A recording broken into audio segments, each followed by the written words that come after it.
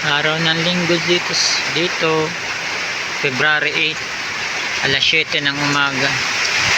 Napakalakas ng ulan dito ngayon sa amin, dito sa Dait. Lakas ng ulan.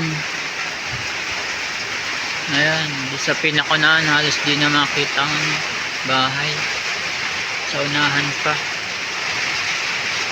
Ito ang sitwasyon dito sa amin ngayon sa Don Miguel. Yan, marami na rin nagpapatay ng bahay dito. Ayan.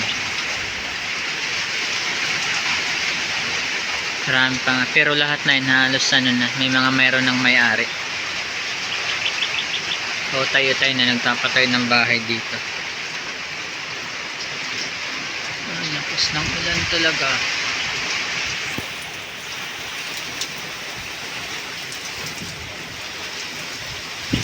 Ayan, tapos may konting medyo malakas na hangin, pero tama lang naman, hindi naman yung sobra talaga.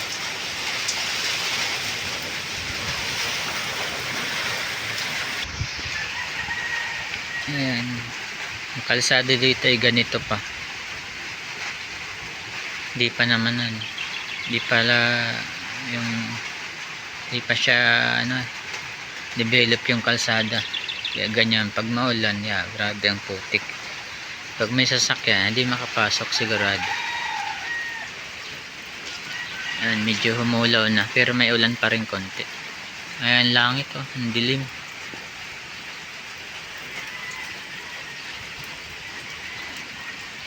Dito dalawang lote itong katabi ko, binakuro na nila. Ayan, tubig. Dapat dito may buta. Kami naman dito may buta naman kami, tig-iisa dito. Yan ang source ng tubig ko.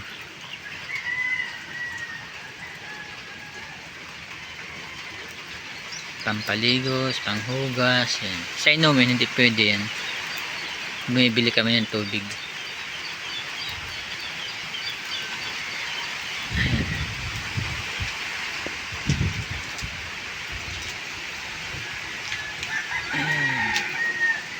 Yan ang ngayong araw ng linggo, maulan, malamig na panahon,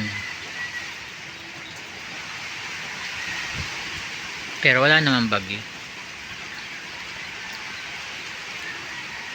Ayan.